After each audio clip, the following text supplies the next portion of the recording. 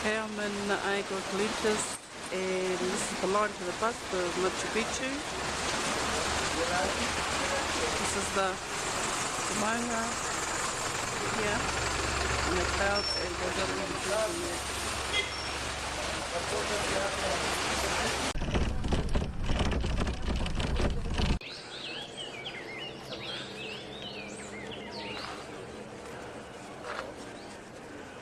Manga.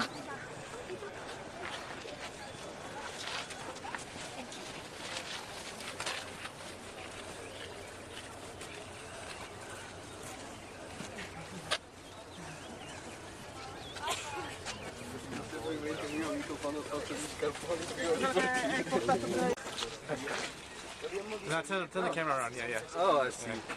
Guys, we're going to walk upstairs. We're going to go All right. That's the better spot to Okay. see the sun. Well, our location in here is right this point. Right this point that we call guardhouse, the military building. Where exactly is this guardhouse? Right out there. That building right over there, already with that restoration there. That's the little guardhouse, the military building. Can you see it? Yep. Yeah. We just walk it up that trail, switch back zigzag to get this point. Okay. Right. If you see that building already with restoration, this is going to explain us a lot about Machu Picchu. People want to know percent original buildings and the restorations. In Machu Picchu, we have 75% original buildings, 74, and 25% already the restorations in Machu Picchu city.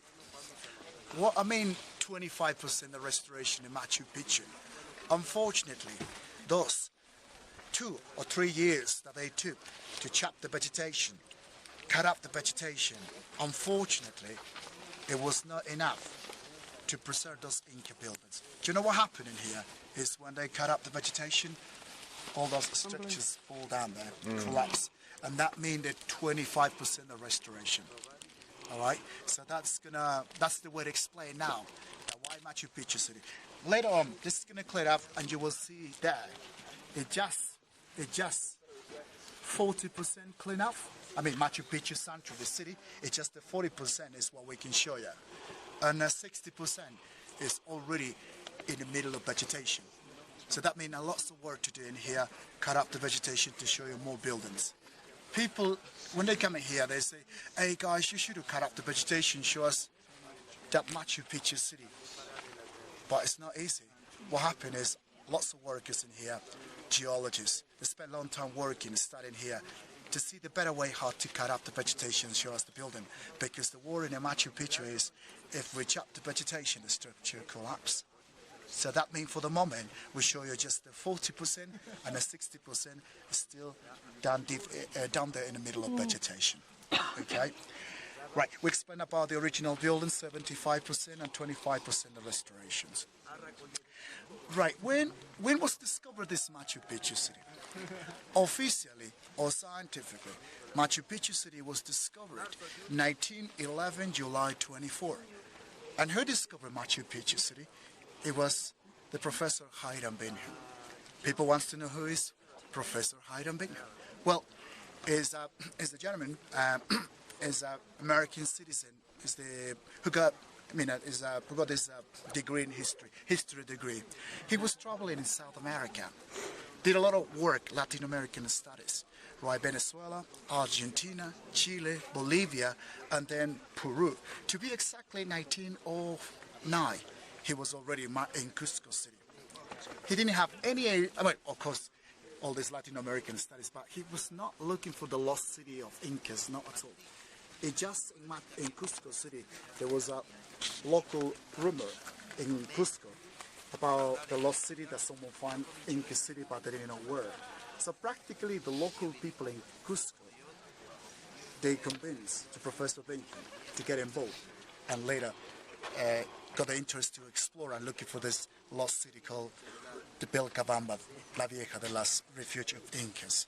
Okay, right. So that's the way to explain why Professor Bingham he got back to United States.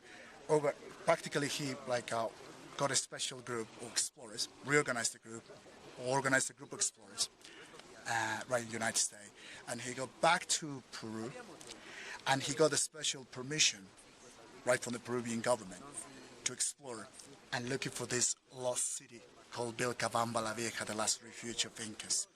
He was looking for that city, not for Machu Picchu. By accident, he discovered the city along the way. Okay, right in that group, the American explorer, this American group of explorers right there were two Peruvian guys in that group. The policeman, Sergeant Carrasco, he was practically the local guy. The policeman, Sergeant Carrasco, the guy that he knew Quechua Spanish, who translate English, the translation. He was the local leader in that group. And in the group there was an assistant guy, the soldier Farfan. So practically two Peruvian guys in that American group. So that American group, they took the trail. What exactly? Do you remember yesterday we took the train to go down to Aguascalientes hot spring? That's the way where they took 1911. So they took that way, walking, following the Urubamba River, and right along the way, down there, unfortunately I can't show you now, it's a little bit cloudy, really cloudy down there, but right down there, Professor Benja met a local farmer called Melchor Arteaga. Yeah, this Melchor Arteaga, he knew about Machu Picchu. Professor Benja asked this local farmer, excuse me sir, maybe you know cities around? And that local farmer, Melchor Arteaga, says, yes, I know the city, and that beautiful city is high up that mountain that we call Machu Picchu. Professor Benja insists again and asks, please, can you show us that city, please? Right that moment, impossible. It was raining, showering. No chance to show the city. Well, Professor Benja insists again, says, what's about tomorrow? Please, if you show us this city tomorrow. Yeah, practically what Professor Benja did it to convince this local farmer. He offered a special, he offered us a pay, 1 sol. 1 sol is what Professor Benja convinced this local farmer to show Machu Picchu City. So that's what they did. And next day, Melchor Arteaga, Professor Hiram Benja, and a soldier Farfan, those intrepid guys, they took the trail down there in the middle of vegetation. They walk it off, and that's where they got in here. So when was that day? It was 1911, July 24. That's the day, that's the year that Professor Benja saw Machu Picchu for the first time. All right? Important to mention in that, when Professor Benja saw Machu Picchu City, he saw that the farming land, it was already cleaned up. But the residential, the urban sector, it was completely covered in dense vegetation. And the first question that Professor Benja asked this local farmer, right again, he says, excuse me, Senor Melchor Arteaga, please, can you explain us, is someone else live in Machu Picchu? Why the farming land is already cleaned up? Melchor Arteaga says, I'm sorry, we're not alone in here. We have already 2 Peruvian families living in Machu Picchu. Let me introduce those Peruvian families. And that's what this local farmer did. He introduced those Peruvian families to Professor Hiram Benja. Let you know the members, right? Right, those Peruvian family members. Anacleto Alvarez, Echarte, Dominguez, and there was a little boy called Pablito, who practically, this little boy Pablito, it was the first tour guide in Machu Picchu. He showed to Professor Benja Machu Picchu City in the middle of vegetation. All right? So how we going to explain about Peruvian families? Well, just explain this way. Those Peruvian families, what information that we got, approximately, they used to live down there in the valley, but right around 1905, they decided to move off, clean up, cut off the vegetation, and get crops right from those farming lands. So approximately 1905 is what those families, they move off, live in here, build little farmer houses, live in Machu Picchu. So the question is, why those Peruvian families didn't mention about Machu Picchu City? Well, now we'll have, explain a little bit there. Why those families didn't mention about Machu Picchu City to the Peruvian government is not to get in trouble. First of all, those families, they used to pay taxes. They used to pay taxes to the landowners down there. This is one of the reasons why they decided to move up, live in here, work in here, and not pay taxes to the landowners. The other reason why they didn't mention about Machu Picchu City is practically those Peruvian families, they were practically escaping of Peruvian army, not to get army service. That is what they didn't mention about Machu Picchu City. But they knew about Machu Picchu City. They've been working in here, this is Peruvian families in here.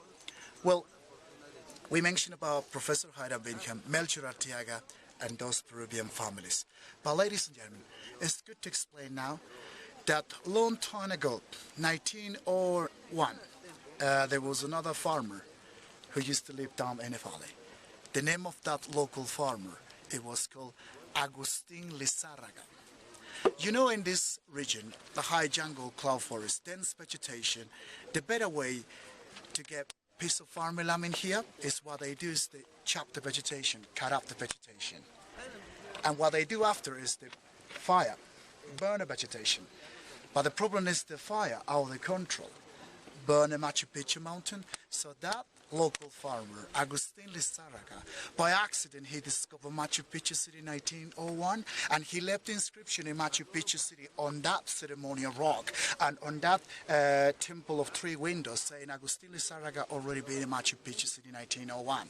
So another way we explain that Agustin Lizárraga is the person who discovered Machu Picchu City by accident in 1901. Agustin Lizárraga is the person who told Melchor Arteaga, and Melchor Arteaga told Professor Bingham about Machu Picchu location for the Part1 soul. Agustin Lizárraga is the person who invited those Peruvian families to move up and live in Machu Picchu. So all the information comes from Agustin Lizárraga, the person who by accident discovered this Machu Picchu City. Why we don't highlight the name of this person in Machu Picchu City? Unfortunately, we have a rumor in Peru or in Cusco or Machu Picchu that this person, he ended up looting in Machu Picchu, that he finds some treasures in Machu Picchu, which later illegally he sold those Inca treasures to the Italian family called Lomellini. That Italian family used to live in Cusco City. There was an Italian family where they own a small museum, like a small house or museum, just to show those Inca treasures. So what happened is this person, he ended up selling those Inca treasures of Machu Picchu to that Italian family called Lomellini. So that is a little bit why the people, they mentioned that Agustin Lizárraga, he ended up looting in Machu Picchu, right? But it's good to mention that the person who discovered this Machu Picchu City by accident. Of course, I not say that's it. Perhaps long time ago, gold hunters, looters, already perhaps been in Machu Picchu, perhaps they ended up looting this city, but they didn't mention about Machu Picchu City to the Peruvian government, not to get in trouble.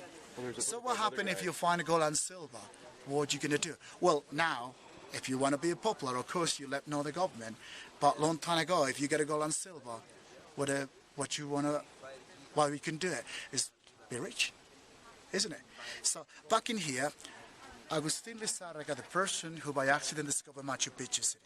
Melchor Arteaga is the guy who told Professor Bingham for the Part1 soul about Machu Picchu location. There were 2 Peruvian families living in Machu Picchu. But after 100 years, Machu Picchu's discoveries, still, we guess, a lot of work, investigations to do in Machu Picchu. After 100 years of Machu Picchu's discoveries, we don't know exactly the original name. It's unknown, the name of this city.